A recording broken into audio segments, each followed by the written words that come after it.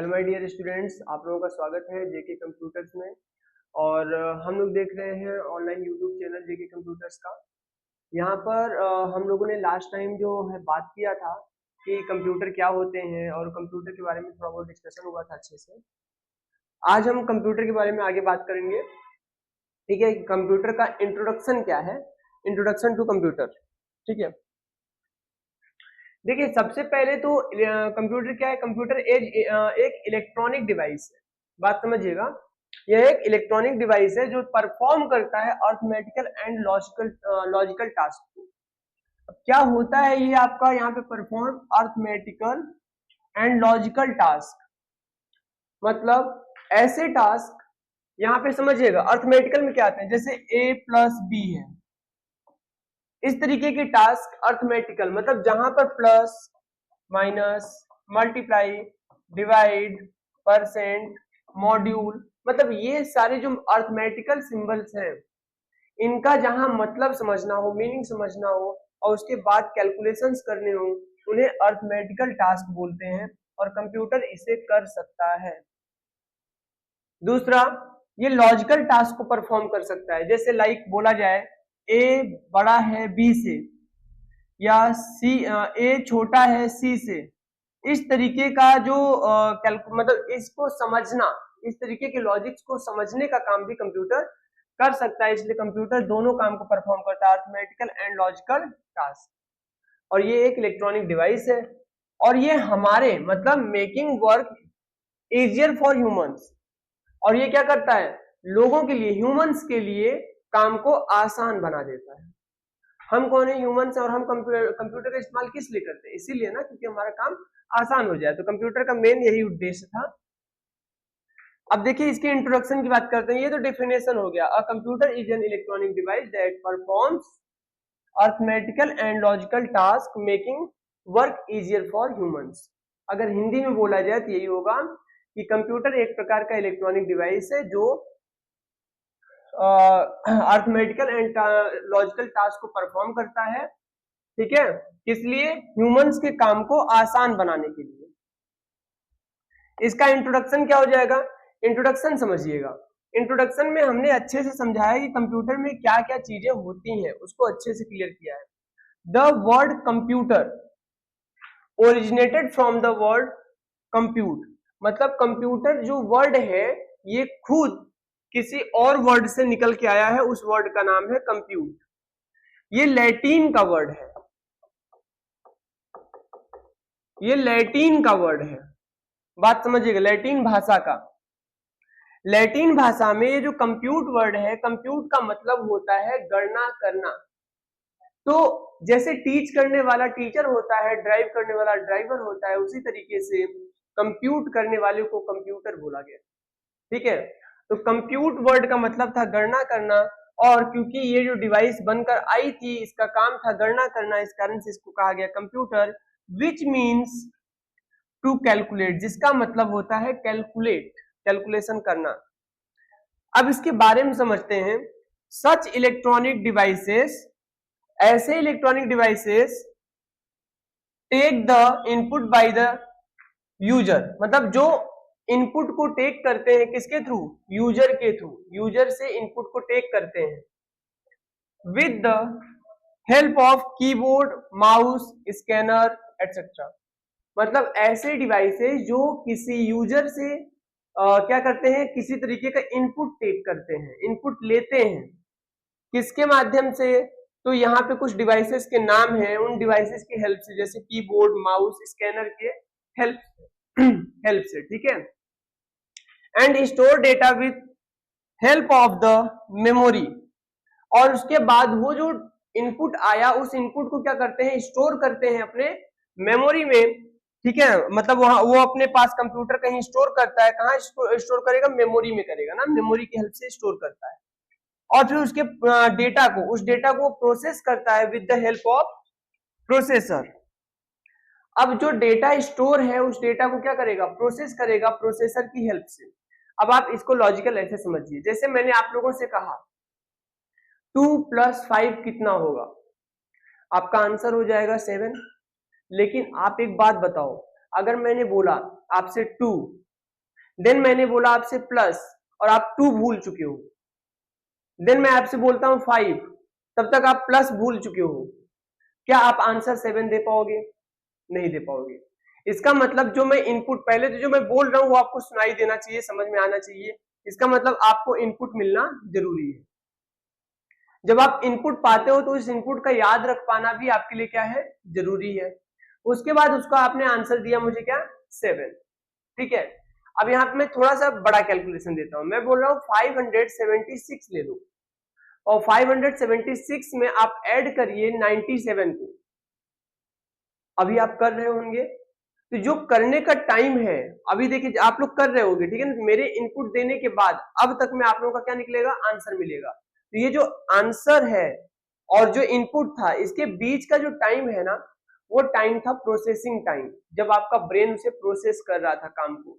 जब आपका ब्रेन उस पर काम कर रहा था उसी को प्रोसेस बोलते हैं, और जो काम कर रहा है उसी को प्रोसेसर बोलते हैं। तो कौन काम कर रहा था? आपका ब्रेन, आपका दिमाग, वो प्रोसेसर है। वैसे ही कंप्यूटर का जो दिमाग है जो इस पे काम करता है वो क्या है? प्रोसेसर है। ठीक है, जिस टाइम में उसने प्रोसेस किया उसे ही कहते हैं प्रोसेसिंग टाइम, मतलब प्रोसेस में लगाया हुआ टाइम। ठीक है, उसके बाद क्योंकि जब आपने आंसर कैलकुलेट कर लिया तो आप मुझे बताओगे, जब आप वो आंसर मुझे बताओगे इसका मतलब आप मुझे देते हो, प्रोसेस करने के बाद प्रोसेस डेटा हो जाता है, उसके बाद आप क्या करते हो? आप मुझे देते हो रिजल्ट, और ये रिजल्ट देने के लिए आपको किसी तरीके के आउटपुट डिवाइस का इस्तेमाल करना पड़ता है। जैसे आप मुंह से बोल दिए ना, मतलब मुझे बता दिए, तो वो क्या हो गया? आपने आउटपुट दे दिया, आपका मुंह ही क्या हो गया? आउटपुट डिवाइस हो गया। बट यहां पर क्या है? यहां पे इसके पास मॉनिटर होता है जिससे ये दिखाता है रिजल्ट को, प्रिंटर होता है जिससे ये रिजल्ट को, मतलब अच्छा दोनों का काम दिखाना ही है, ठीक है ना। लेकिन एक से ये क्या करता है? सॉफ्ट कॉपी में दिखाता है, मतलब डिस्प्ले पे सॉफ्टवेयर के माध्यम से, और एक के थ्रू ये क्या करता है? आपको पेज के माध्यम से दिखाता है, पेज पे प्रिंट आउट करके। जब आपका ये मॉनिटर पे है तो इसको बोलते हैं सॉफ्ट कॉपी, और जब ये प्रिंटर से प्रिंट आउट करके निकाल देता है तो उसको बोलते हैं हम हार्ड कॉपी। इस चीज को ध्यान में रखेंगे, सॉफ्ट कॉपी क्या होता है और हार्ड कॉपी क्या होता है। ठीक है, जब वो मॉनिटर में दिख रहा है तो क्या है? सॉफ्टवेयर पे दिखे कोई चीज तो सॉफ्ट कॉपी, और प्रिंटर से निकाल दिया गया तो हार्ड कॉपी। और इसके अलावा और भी डिवाइसेस होती हैं, जैसे perform multiple task are called computer ना। मतलब यहाँ पे क्या हो रहा है कि अगर जो डिवाइस मल्टीपल टास्क को परफॉर्म करती है वही क्या होती है? एक कंप्यूटर होती है। अच्छा एक बार फिर से समझा देता हूं, मतलब समझिएगा कि ऐसी डिवाइस ना, ऐसी इलेक्ट्रॉनिक डिवाइस जो यूजर से इनपुट लेती है, उसको स्टोर करके उसके ऊपर प्रोसेस करती है, प्रोसेस करने के बाद वो हमें क्या करती है? रिजल्ट के तौर पे आउटपुट देती है। लेकिन एक नहीं, एक से ज्यादा काम, मल्टीपल काम को करती है, मल्टीपल टास्क को परफॉर्म करती है, वो कंप्यूटर कहलाता है। नहीं तो आपको वॉशिंग मशीन भी कंप्यूटर नहीं हो जाएगा, वो भी तो आपसे इनपुट लेता है, लेकिन वो मल्टीपल टास्क नहीं करता, वो सिंगल टास्क करता है, वो मशीन है नॉर्मल। फ्रिज है वो मशीन है। लेकिन कंप्यूटर क्या होता है? आपका मोबाइल क्या है? आपका स्मार्टफोन क्या है? ये एक तरह की मिनी कंप्यूटर्स है, माइक्रो कंप्यूटर्स है। ठीक है ना, तो ये कंप्यूटर है, क्यों? क्योंकि ये मल्टीपल टास्क को परफॉर्म करते हैं, किसी एक सिंगल टास्क को परफॉर्म नहीं करते हैं। चलिए आगे बढ़ते हैं।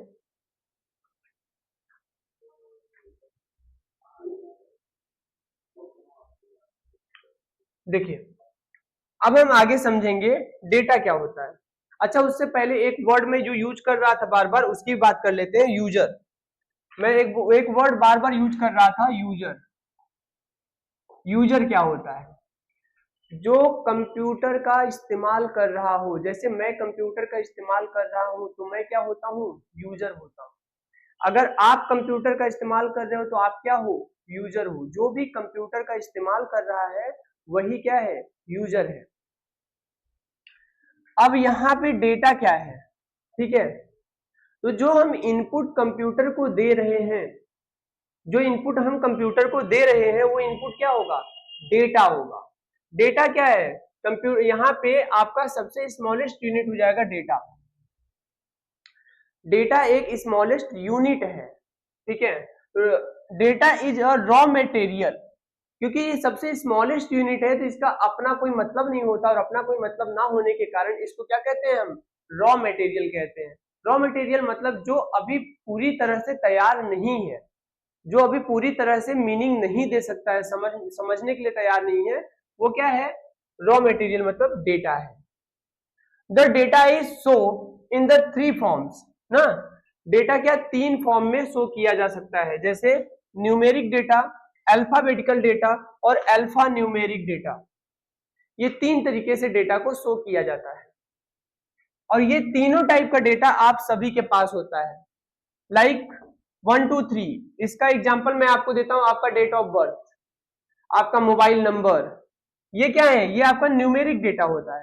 आप बताइए, क्या आपके मोबाइल नंबर में किसी तरह कोई अल्फाबेट लेटर होता है? नहीं, उसमें केवल डिजिट होते हैं ना। ये क्या है, न्यूमेरिक डेटा।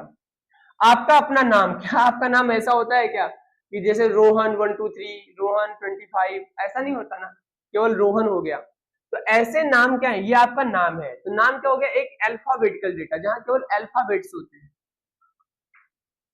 ऐसे ही यहाँ पर क्या है, जैसे किसी का मॉडल नंबर, ये एक मोबाइल फोन का मॉडल नंबर है, तो देखिए क्या है, एसएम से पता चल रहा है सैमसंग, और यहाँ पे 1 2 कर दिया इसने, सैमसंग 1 2, तो यहाँ पे ये क्या है, ये दोनों से मिलकर बना है, ठीक है।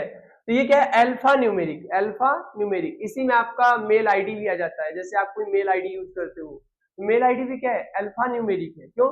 क्योंकि उसमें आपने लेटर्स भी यूज किए, सिंबल्स भी यूज किए, नंबर्स भी यूज किए, सभी का यूज करते हो, वो भी क्या हो जाता है आपका, अल्फा न्यूमेरिक में आता है। लाइक मैं एक मेल आईडी लिख देता हूं, ऐसे ही कुछ, ठीक है, abc123 और जीमेल का ले लेता हूं, gmail.com। आप समझो, यहाँ पे ये अल्फाबेट है, ये नंबर्स है, ये सिंबल है, ठीक है ना, फिर अल्फाबेट्स है, ये सिंबल है, फिर अल्फाबेट्स है, यहाँ पे कॉम्बो है इन सभी चीजों का, तो ये क्या होगा, अल्फा न्यूमेरिक, ठीक है ना। आप ध्यान रखो, ये सभी चीजें कैरेक्टर में आती हैं, और ये सिंबल्स है ना, सिंबल्स को भी हम एज अल्फाबेट ही मान के चल रहे हैं, अल्फाबेट का केवल वो वाले लेटर्स की बात नहीं कर रहे हैं, यहाँ हम कैरेक्टर्स की बात कर रहे हैं, ठीक है। मतलब आपको मैं बताऊंगा आगे चल के, प्रोग्रामिंग में, कंप्यूटर में स्ट्रिंग होता है ना कि अल्फाबेट, यहाँ पे स्ट्रिंग वर्ड चलता है, और स्ट्रिंग में दोनों आ जाते हैं, आपके अल्फाबेट भी आ जाते हैं, और @ भी आ जाता है, डॉट भी आ जाता है, मतलब जितने भी सिंबल होते हैं वो भी आते हैं। अब हम बात कर रहे हैं यहाँ पे क्या, इंफॉर्मेशन की, ठीक है। इंफॉर्मेशन क्या है, देखिए, processed data is known as information. अब जो डेटा दिया गया था उसी को क्या कर दिया गया, प्रोसेस्ड कर दिया गया, तब वो क्या बनता है आपका, इंफॉर्मेशन। जैसे मैंने किसी से कहा, मैंने कहा, यहाँ पे लिखा है H, मैंने लिखा N, ठीक है, मैंने लिखा R, मैंने लिखा O, मैंने लिखा A, ठीक है ना। अब आप बताओ, मैं कह रहा हूं आप सबको ये रीड करो, क्या रीड कर पाओगे? बहुत अजीब नाम है, नहीं रीड कर पाओगे। तो लेकिन अगर मैं इसे प्रोसेस करूं, मैं अपना थोड़ा सा ब्रेन लगाऊं, तो मुझे लगता है कि मैं इसमें से R को पहले लिख दूं, फिर O को लिख दूं, फिर H को लिख दूं, फिर A को, फिर N को लिख दूं, अब ये रीडेबल है, अब ये रीडेबल है, अब इसकी मीनिंग है। तो देखिए, जो मैंने किया, मैंने दिमाग लगाया ना कि इसको कैसे सेट किया जाए, उसी को कहते हैं प्रोसेस करना। तो मैंने इस डेटा को प्रोसेस किया, और प्रोसेस करने के बाद इसको जो कन्वर्ट किया, और कन्वर्ट करने के बाद ये जो नया फॉर्म आया, इसी को कहते हैं इंफॉर्मेशन। मतलब हर वो डेटा जो प्रोसेस किया जा रहा है, प्रोसेस करने के बाद जो नया डेटा निकल के आ रहा है, वो क्या है, इंफॉर्मेशन। समझ में आई बात आपको? तो ये हो गया क्लियर। अब यहाँ पे for example, student roll number, आपके स्टूडेंट का रोल नंबर, मतलब जो भी स्टूडेंट्स हैं उन सभी का रोल नंबर भी क्या है, आपका इंफॉर्मेशन है। आपका नाम जो होता है वो भी आपका क्या है, इंफॉर्मेशन है। टाइप ऑफ इंफॉर्मेशन की बात करते हैं कि इंफॉर्मेशन कितने टाइप का होता है। तो जो टेक्स्ट में, जैसे यहाँ पे ये जो लिखा हुआ है, ये क्या है, टेक्स्ट मैसेज है, ये जो टेक्स्ट डेटा होता है ये भी क्या है, इंफॉर्मेशन है। ऐसे ही जो फाइल होती हैं, जैसे आपके पास पीडीएफ फाइल है, इमेज है, ये सारी चीजें भी क्या होती हैं आपकी, अब ये जो अगर मैं सेव करूंगा तो पीडीएफ में सेव करूंगा, पीपीटी में सेव करूंगा, ना, अलग अलग जिस भी फॉर्म में आप जानते हो उन फॉर्म में अगर हम सेव करते हैं वो सब फाइल्स हैं। और फाइल्स क्या है, एक तरह के इंफॉर्मेशन, क्योंकि ये इंफॉर्मेशन को ही होल्ड करते हैं। फाइल के बारे में अभी मैं आगे समझाता हूँ। फिर बात होती है ऑडियोज की। तो ऑडियोज क्या है, ऑडियो भी एक तरह का इंफॉर्मेशन है, क्योंकि उससे भी हमें क्या होती है, जानकारी मिलती है, ठीक है ना, इंफॉर्मेशन मिलता है, ये भी एक टाइप का इंफॉर्मेशन है। इमेज भी क्या है, एक टाइप का इंफॉर्मेशन है, यहाँ पे भी हमें बहुत कुछ जानने को मिलता है, इसकी भी मीनिंग होती है। वीडियो भी इंफॉर्मेशन है। एनिमेशंस, जो आप इमोजीज भेजते हो, जो ऐसे लगातार ऐसे मूव करते हैं, अगर कोई किसी को आपको हाय भेजना है तो व्हाट्सएप पे आपने ऐसे हाय वाला वो भेज दिया, वो जाएगा जीआईएफ और बार बार ऐसे ऐसे हाय करता रहेगा। तो ये क्या है, ये एनिमेशंस भी क्या है, आपका इंफॉर्मेशन में आते हैं। और ये जो ग्राफिक्स हैं, ठीक है ना, ग्राफिक्स जैसे लाइक आप गेमिंग कर रहे हो तो गेमिंग में ग्राफिक्स यूज हो रहा है, वो ग्राफिक्स है। ये सब भी क्या है, एक तरह का इंफॉर्मेशन है जो कि आपको जानकारी देता है कुछ ना कुछ, ठीक है। आई होप कि आप लोग अच्छे से समझ पाए हो। हम आगे बढ़ते हैं। किसी को कोई डाउट रहेगा तो कमेंट कर सकते हो, ठीक है। अभी कमेंट की सुविधा आप लोगों को कुछ दिनों में दे दी जाएगी। अब यहाँ देखिए, फाइल्स एंड फोल्डर्स, ठीक है। अच्छा, इससे पहले मैं बोल दूं कि आप लोगों को क्लियर रहे कि ये जो टाइम है हमारा वो 8 से 9 में है। 8 से 9 में आपकी रेगुलर ऑनलाइन क्लासेस चलेंगी। तो आप लोगों को जिसको भी लाइव क्लास लेना हो वो भी कुछ दिनों में, अभी तो नहीं चल पा रही है, अभी तो ये रिकॉर्डेड है, लेकिन एक हफ्ते में हम लोग क्या करेंगे, लाइव क्लास चला देंगे जो 8 से 9 में चलेगा 1 घंटे। तो आप लोग उसको लाइव भी ले सकते हो, ठीक है। यहाँ फाइल्स और फोल्डर में अब डिफरेंस समझेंगे कि फाइल क्या होता है और फोल्डर क्या होता है, और लास्ट में हम फाइल और फोल्डर को बनाना भी सीखेंगे कि फाइल और फोल्डर बनते कैसे। देखिए, अ file is not a type of information. एक फाइल अपने आप में इंफॉर्मेशन नहीं होती है। कई बार ये गलतफहमी हो जाती है कि फाइल ही क्या है, इंफॉर्मेशन है, बट एक फाइल अपने आप में इंफॉर्मेशन नहीं होती है। वो क्या होता है फिर, a file is only a container use to store information. एक फाइल क्या है, एक फाइल अपने आप में केवल एक कंटेनर है, ठीक है ना, एक बॉक्स, एक डब्बा है जिसका काम है इंफॉर्मेशन को होल्ड करना। वो खुद इंफॉर्मेशन नहीं है, उसका काम है इंफॉर्मेशन को होल्ड करना। बात समझिएगा। तो किसी भी तरह की फाइल इंफॉर्मेशन को होल्ड करती है, ना कि वो खुद इंफॉर्मेशन है। अब यहां डिफरेंस समझते हैं कि दोनों में क्या डिफरेंस है, फाइल और फोल्डर में। अभी मैं और अच्छे से क्लियर कर रहा हूं यहाँ पे। अ file is a collection of data. एक फाइल क्या है, कलेक्शन ऑफ द डेटा, ठीक है। जैसे मैंने ये पूरा टेक्स्ट लिखा, तो ये जो मैंने पूरा टेक्स्ट लिखा, ये जो इंफॉर्मेशन मैंने यहाँ पे सीट में लगाई, ये सारी चीजें ना, समझिए। इसके बाद मैंने क्या बनाया, इसको मैंने स्टोर किया। अब ये पूरा इंफॉर्मेशन मेरा क्या होगा, अगर मैं स्टोर नहीं करूंगा तो क्या रिमूव हो जाएगा और मुझे दोबारा नहीं मिल पाएगा। इसलिए मैं ये सारे इंफॉर्मेशन को ले जाकर के स्टोर करूंगा। कहाँ करूंगा, ये डॉट पीपीटी में करूंगा या डॉट पीडीएफ में करूंगा। तो ये है फाइल्स, ये है फाइल के फॉर्मेट्स। ये क्या है, फाइल के फॉर्मेट्स। इन फाइल के फॉर्मेट्स का यूज करके हम इस डेटा को जब स्टोर करते हैं एक नाम देके, जैसे मैंने इसको क्या कर दिया, इंट्रो दे दिया नाम, या फंडामेंटल पार्ट 1 कर दिया, पार्ट 2 कर दिया ना। तो ये जो मैंने दिया, ये मैंने दिया अपने इस इंफॉर्मेशन के लिए, फाइल को नाम दिया जो मैं कुछ भी दे सकता हूं।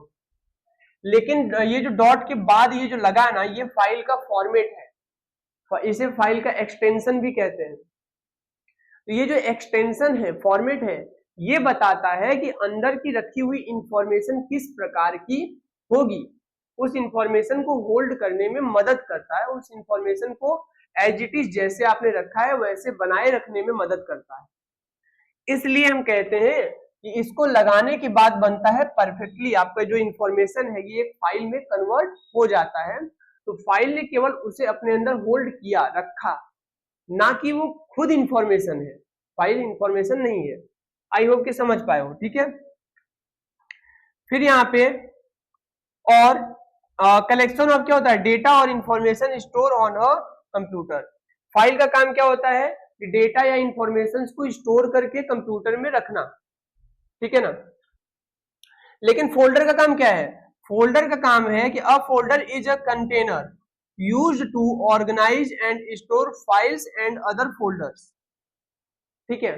तो फाइल का काम क्या था, दोनों देखिए ये भी कंटेनर है और इसको मैंने कंटेनर बताया, दोनों कंटेनर में डिफरेंस क्या है, तो फाइल डायरेक्ट अपने अंदर इंफॉर्मेशन को ही होल्ड कर रही है, जबकि फोल्डर अपने अंदर फाइल को होल्ड कर रहा है, मतलब ये अपने अंदर कंटेनर को ही होल्ड कर ले रहा है।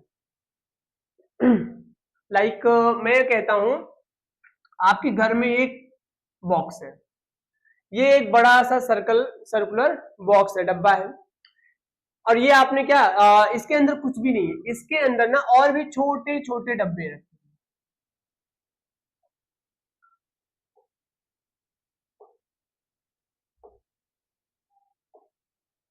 ठीक है, और ये डब्बा बंद कर दिया जाता है। तो ध्यान रखेंगे इन डब्बों में डायरेक्ट क्या रखा हुआ है, कोई ना कोई आइटम रखा हुआ है, कोई मसाला रखा है या किसी तरीके का कोई ना कोई आइटम रखा हुआ है इन डब्बों में डायरेक्ट। तो ये डब्बे जो है ना अंदर वाले, ये वाले हैं फाइल्स, जो अपने अंदर क्योंकि मसालों को डायरेक्ट होल्ड कर रहे हैं, और मसाले क्या है, इंफॉर्मेशन जिनका इस्तेमाल डायरेक्ट किया जा सकता है, समझा जा सकता है। तो ये क्या है, ये है कंटेनर, ये है मतलब फाइल्स जो अपने अंदर इंफॉर्मेशन को होल्ड कर रहे हैं। जबकि ये जो बड़ा वाला डब्बा है ये क्या है, इसके अंदर कोई भी डायरेक्ट इंफॉर्मेशन नहीं है, ये तो खुद दूसरे डब्बों को स्टोर कर रहा है या फाइलों को स्टोर कर रहा है, मतलब मसाले के डब्बों को स्टोर कर रहा है। इसका मतलब ये हो गया फोल्डर, जिसके अंदर किसी प्रकार की अपनी डायरेक्ट ओन इंफॉर्मेशन नहीं होती। वो डायरेक्ट क्या करता है, वो केवल दूसरे फाइलों को और दूसरे डब्बों को, दूसरे फोल्डर्स को स्टोर करता है। आपके घर में कोई अलमारी है, वो क्या है, फोल्डर है। उस अलमारी के अंदर एक और लकड़ी का आपने अलमारी रख दिया, वो भी क्या है, फोल्डर है। लेकिन उस लकड़ी के अलमारी के अंदर आपने कोई कॉपी रख दी, बुक रख दी, वो क्या है, वो फाइलें हैं, जिनके अंदर अपनी कॉपी में क्या है, कॉपी में कॉपी का ऊपर का जो बुक बनती है, कब बनती है कॉपी, कब बनती है, या कोई बुक कब बनता है, जब वो ऊपर से ऐसे दफ्ती उसमें लगाई जाती है, तब उसका फोल्डर लगाया जाता है तब।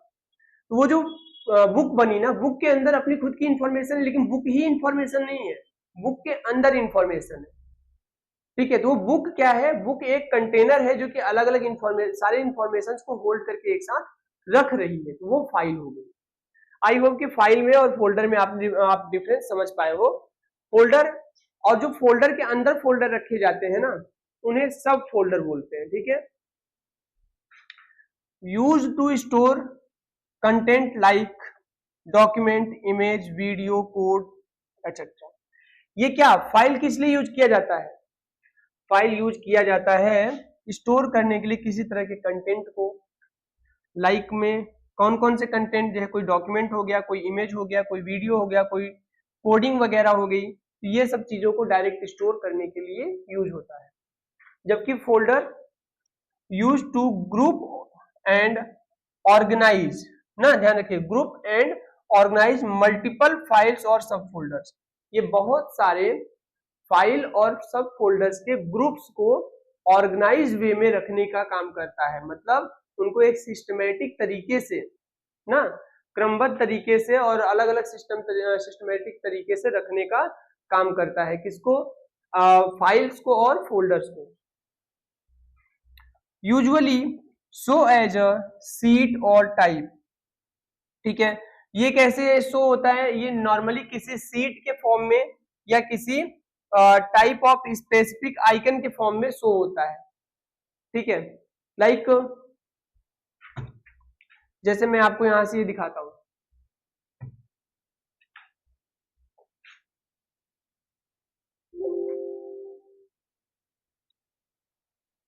देखिए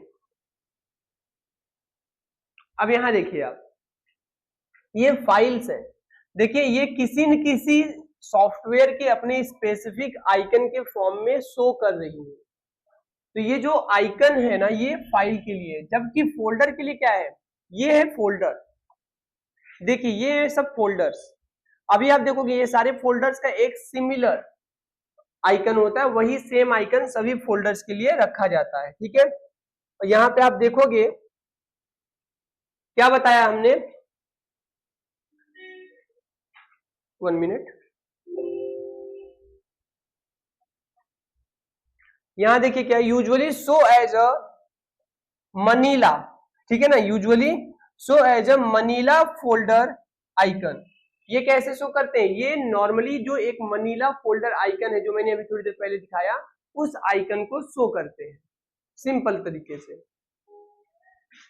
फाइल का क्या होता है, can not contain other files and folders, किसी फाइल में किसी भी दूसरी फाइल या फोल्डर को कंटेन नहीं किया जा सकता। सिमिलर, जैसे किसी बुक में किसी और बुक को होल्ड नहीं किया जा सकता।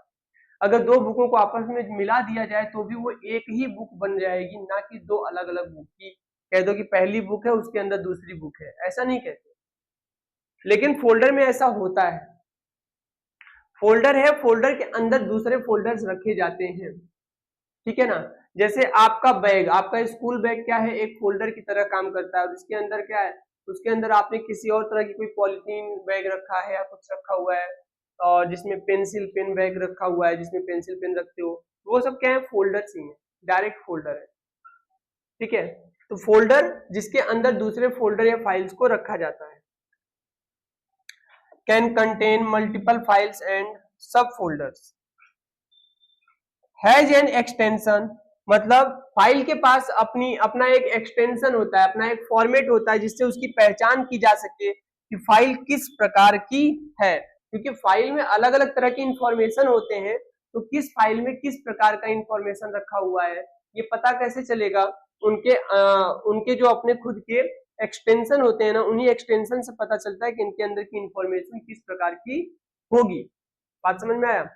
जबकि फोल्डर्स में जब किसी तरह का कोई इंफॉर्मेशन होता ही नहीं है अपना खुद का, तो इनको किसी पहचान की जरूरत नहीं होती, इनके अंदर जो भी फाइल या फोल्डर आके रखे जाते हैं वो आसानी से रखना पॉसिबल हो जाता है, वो रखे जा सकते हैं।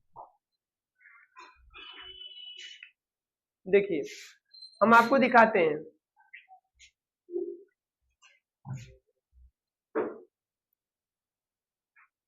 हम आपको दिखाते हैं कि फाइल्स और फोल्डर्स कैसे बनते हैं। यहां देखिए, देखिए यहाँ पे ये सभी फाइलें हैं, ये सभी क्या है, फाइलें। देखिए इनका अलग अलग टाइप का, देखिए सभी का कह सकते हो सिंबल है ना, आइकन है। जो सेम टाइप की फाइलें हैं उनका आइकन आपको सेम टाइप का देखने को मिलेगा, जो डिफरेंट है वो उनका आइकन आपको डिफरेंट देखने को मिलेगा। मतलब आइकन मतलब ये जो ऊपर दिख रहा है आपको ना सिंबल, जिस सिंबल से वो दिख रहे हैं वो आइकन है। लेकिन फोल्डर का आइकन देखिएगा, इस फोल्डर का आइकन भी ऐसा ही है, बाकी के फोल्डर का आइकन भी ऐसा ही है। ये फोल्डर के अंदर ज्यादा आइटम्स होते हैं तो इस तरीके का ये देखने में मिलता है, जब ये काफी बड़े साइज में दिखाया जाए तो ये फोल्डर का आइकन सेम रहने वाला है, क्योंकि इनके अंदर अपना कोई पर्सनल इंफॉर्मेशन, ओन इंफॉर्मेशन नहीं होता। अगर जैसे मैं इस फाइल के ऊपर क्लिक करूं, ठीक है, थोड़ी देर तक देखिए, माउस को लाकर थोड़ी देर के लिए होल्ड किया, देखिए यहाँ पे बोल रहा है क्या कि इसका अपना टाइप है क्या, पीडीएफ डॉक्यूमेंट। क्या है, एक पीडीएफ डॉक्यूमेंट है, जबकि फोल्डर का अपना कोई टाइप होता ही नहीं है। यहाँ पे देखिए टाइप के बारे में कुछ नहीं देगा, बस ये बताएगा कि इसके अंदर क्या क्या चीजें रखी हुई है, ठीक है। यहाँ पे देखिए फाइल्स, इसके अंदर क्या कौन कौन सी फाइल्स रखी हुई है, इसका अपना टाइप नहीं है, ठीक है। बनाते कैसे हैं भाई, अगर मुझे ये सारी चीजें हैं, ये सारी फाइलें हैं, इन सभी फाइलों को मुझे दूसरे फोल्डर में अच्छे से रखना है, ठीक है, तो मैं क्या करूंगा, 1 मिनट,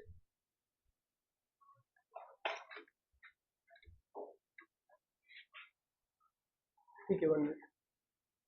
अब यहाँ पे देखिए ये सारी जो हमारी फाइलें हैं इनको हमें क्या करना है, अलग एक फोल्डर में रखना है, तो क्या करना पड़ेगा, यहाँ आइए, जहां भी खाली ब्लैंक स्पेस है यहाँ राइट क्लिक करिएगा, ये देखिए आपके पास लेफ्ट और राइट, लेफ्ट और राइट दो क्लिक है, राइट क्लिक से ऑप्शन जनरेट होते हैं।